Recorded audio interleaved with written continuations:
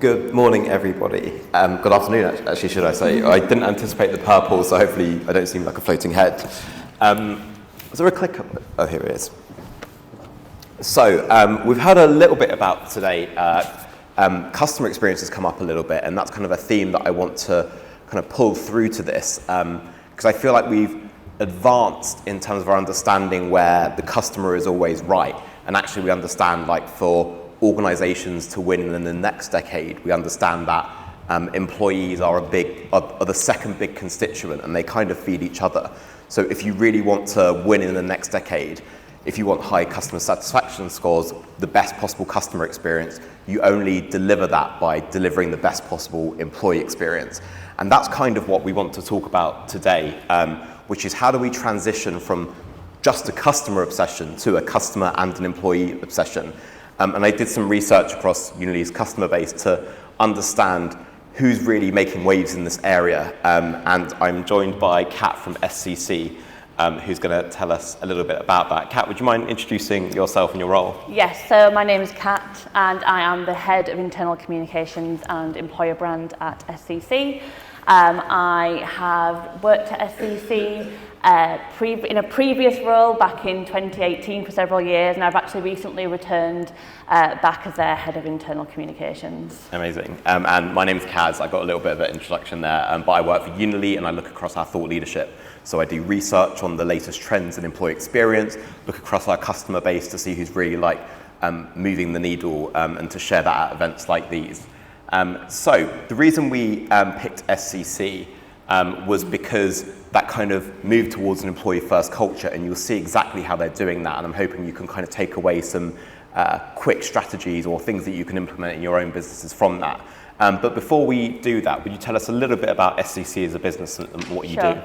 So at SCC, we like to refer to ourselves as the UK's best kept secret in the IT sector.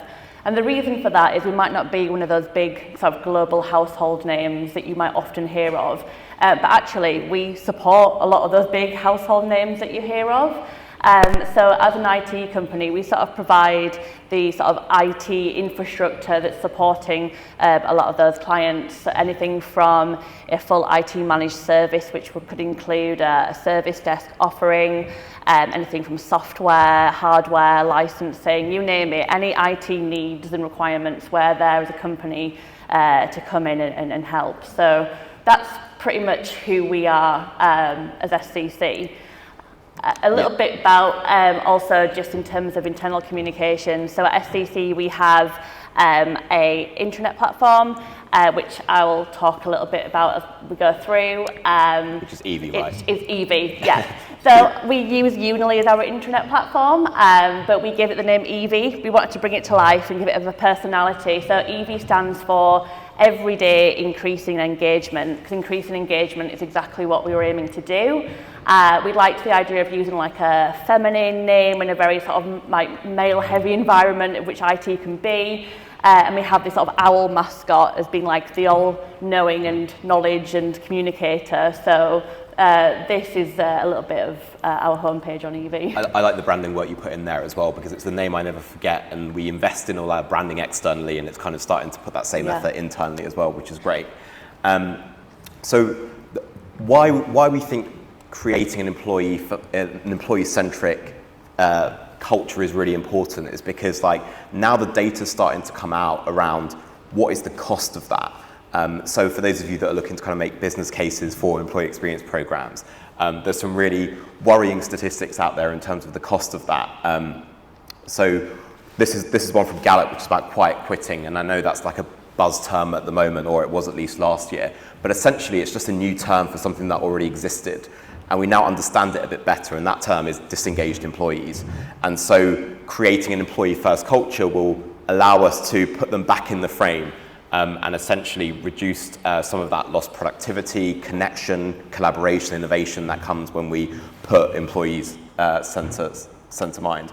And the best part, one of my favorite parts of SCC stories is the change that you had to your mission statement recently. Yeah. So instead of it just being kind of things in the detail, I want to kind of zoom out on that and understand, how do you literally position that employee-first culture?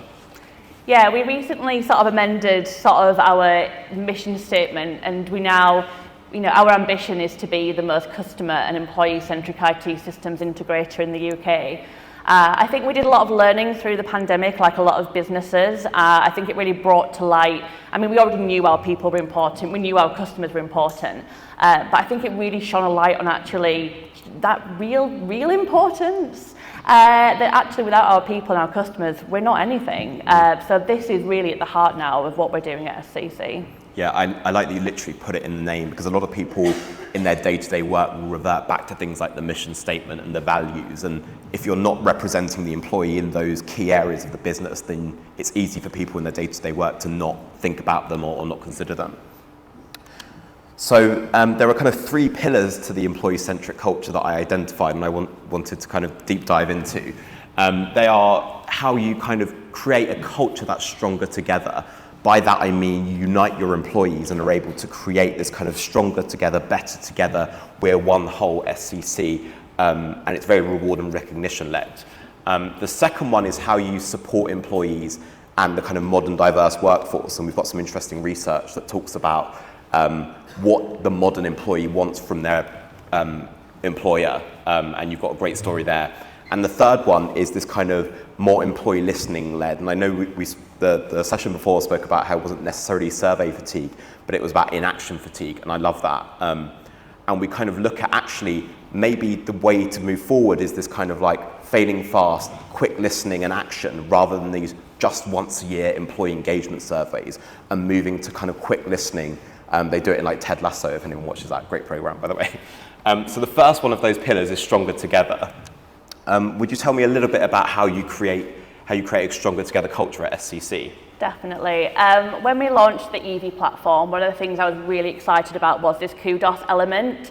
So I think what we were really lacking previously was a way to have that peer-to-peer recognition. And as soon as we launched this, and we called this page Stronger Together, it was actually just as the pandemic hit, so it was the perfect time to really have that messaging of we need to stick together as one. And really sort of have the opportunity for people to give that sort of high five, that virtual high five to people in the business that are doing a great job. Again, SCC is a company with offices spread far and wide in other countries, and actually quite often people are giving kudos to others that they've never even met, but they've worked with together, so it's really helped build that sense of togetherness. And what we also do with our kudos channel is just kind of for fun, we have like a bit of a leaderboard to kind of get people sort of almost competing a little bit with each other. And every quarter we actually give a prize to our top 3 as well, just to give them some more recognition for all the great sort of comments and feedback that they've had. And I think one thing that also works really well for our Stronger Together page is that when colleagues do give each other kudos and they say the reason as to why, we make sure that it's not just kind of no one's taking the mick and just giving it out just so they can try and win a prize. We really make sure that it's been used appropriately, which keeps the value added to it and makes it really feel like a platform that is actually serious and for serious recognition. Yeah, what isn't displayed by like just this image, for example, is I got to like see in the platform, and you've kind of got this momentum where like you've really moved away from this kind of like command and control era into like employee-led era and recognition. And it's almost like a domino effect. And we've got some data later that kind of shows the level of impact that that's had. But also you go beyond that kind of like just like peer-to-peer kudos, but you've kind of got other sort of champion mechanisms as well. Absolutely. So SCC Champions has existed for many, many years. However, it was never really either used properly, utilised, it wasn't really even known about, and I think that's due to a lack of having a digital platform in which to really showcase it. Before we actually went on to using Unily, we used a very sort of old, clunky WordPress-based intranet that had been created in-house, and it just didn't have the appeal and wasn't engaging, and therefore, when we used to put our champion nominations on there, it didn't really get any traction. But we've really used this platform as a bit of a hub for that recognition. People have to go on there to fill in the form to recommend, to put forward a champion. As part of that nomination process, you get actually a voucher for just for being nominated.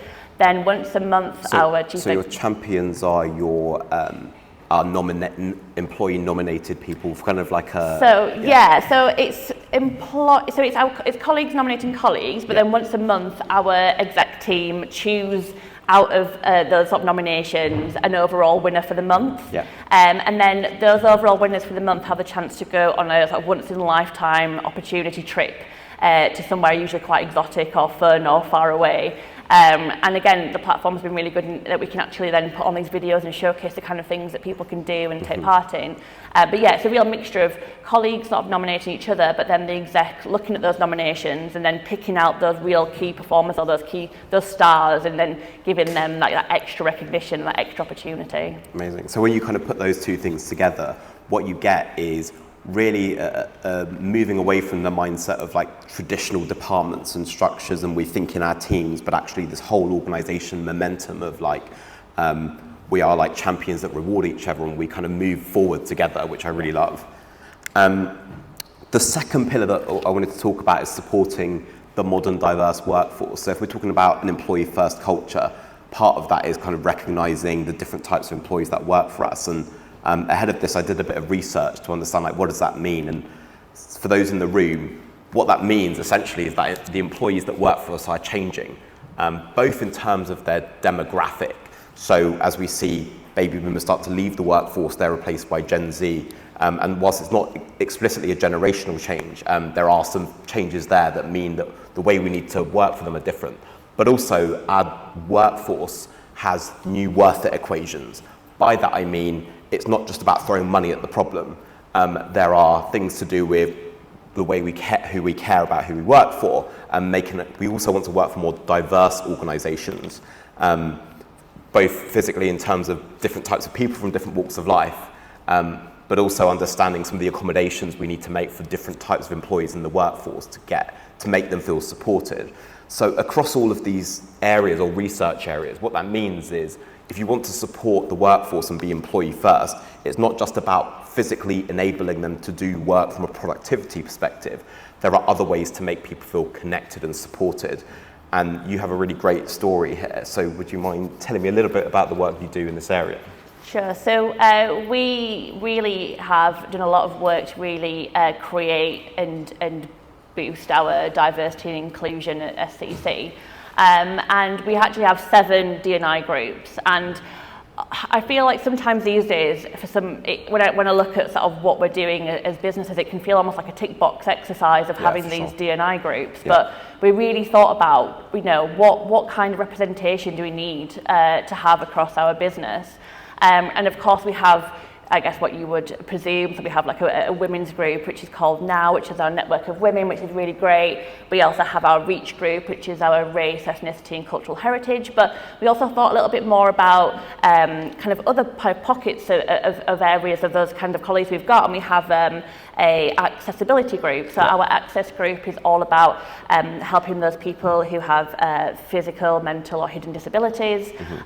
Involved in that, we also have like another group which is about neurodiversity. And we really wanted to make sure that everybody is kind of, feels like they're a part of this business that we're in. And in fact, we're actually going through a bit of a rebrand of what we call our sort of diversity and inclusion, and we're now going to call it SCC Belong, because to us, we just want everyone to know that they belong at SCC regardless of who they are. So these groups, again, we use this platform to really demonstrate, to kind of put the content and stories out there of what they're working on.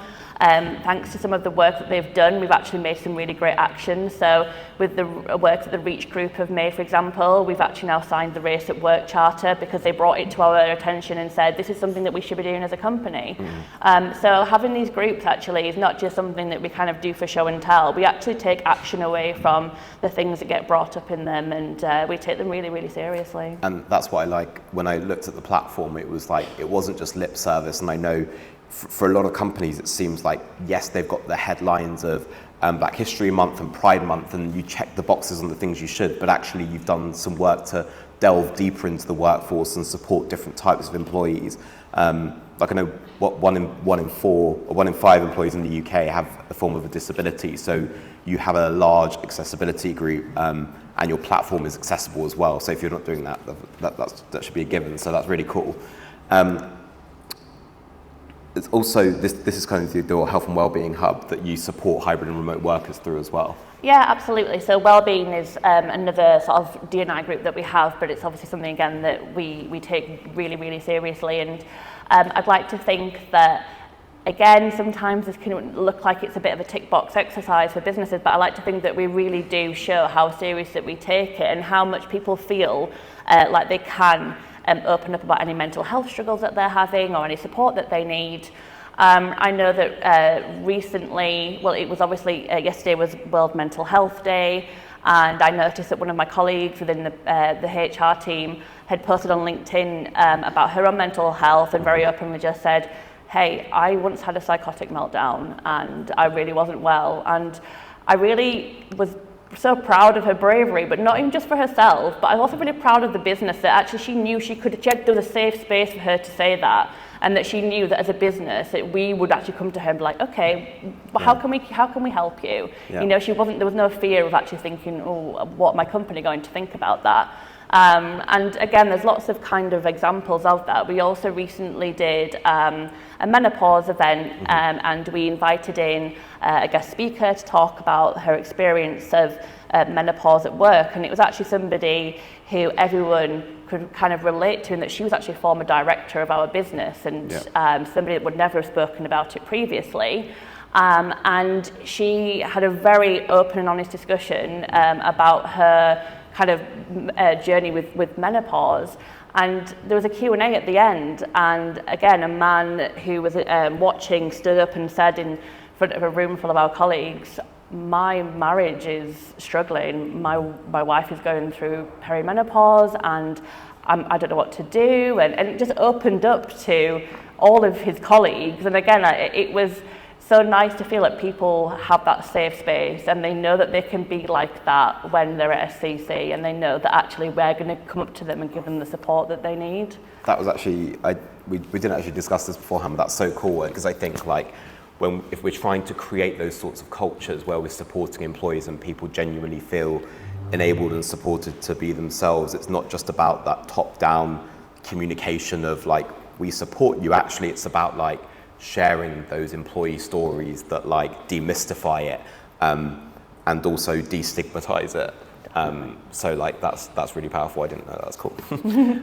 And also I think we did end up discussing this, but actually around having a conversation with Denso earlier around like how you support hybrid and remote workers. I think what the latest research is showing is that like people that started work in the remote era or during the pandemic are kind of or having to go back into the workplace have hit a bit of a kind of brick wall, don't have those social skills. So ensuring that you can kind of have the digital mechanisms to support those people that are working remote is really important. It's not just something that you physically enter the office and you've got all this support. It shouldn't be this kind of like this exact like way of looking at it just in the office and just like, but yeah.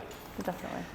And the final pillar that I wanted to talk about is related to kind of like experimentation and feedback. And I think too often we get in the kind of habit of just listening to these like once a year employee surveys, and it's like, woohoo, we scored 74 this year, that's 2 more than the year before, and okay, you said this, we did that, some of it we'll do, and before you know it, in that cycle, people have left, and then you just get into this kind of rut of just making minor changes.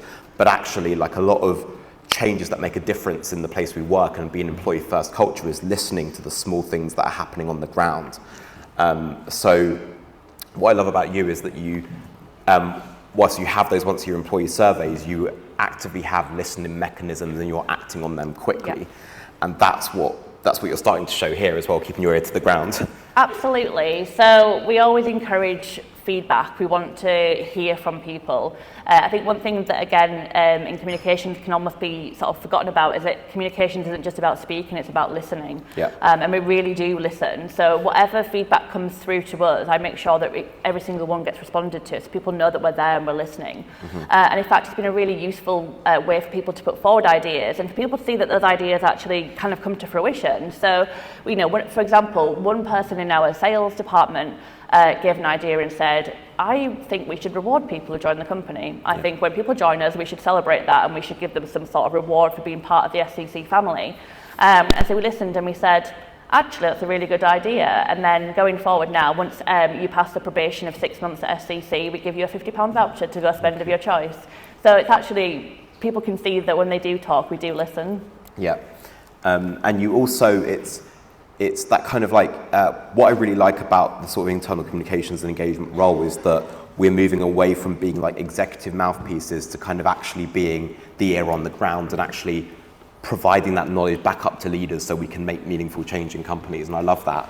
But also a big part of it is that interface with leaders. And actually, it's not just about creating these kind of hierarchies where information gets relayed to leaders, but actually providing direct mechanisms for leaders to listen and understand what's happening in the business, and that's something you do here as well. Yeah, I really am passionate about leadership communication. I think it's really vital to have in a business, to hear directly from leaders and also have a conversation with them. And what's really good is that people ask questions to our chief executive, Dennis, and he reads every single one. And it feels, for somebody who has asked a question, to get a direct answer back from somebody on the exec, I think again, it's really useful. And those questions are not always as well the easiest ones to answer. So rather than shy away from it, we're very good at actually coming back and actually being able to give an answer that might not have been a favourable one, but we're giving that transparency. So again, recently, at one of our town hall events, a lot of questions had come through asking about pension and if we were going to be making a change in that scheme.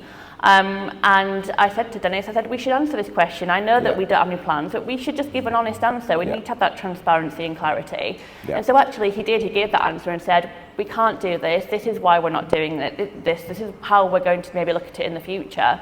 And I think people really appreciate just having that honest discussion. Yeah, people don't get pissed. People don't get annoyed at the not knowing the answer. It's about kind of like the transparency and being as honest as possible. And I think you don't want these PR managed exec communications. What you want is that kind of transparency and clarity. Absolutely. We're kind of running to a close here with time. And I know a big part of getting people involved as well is being able to ensure people can access stuff on demand and getting engagement, not just at that point in time, but also allowing the flexibility there.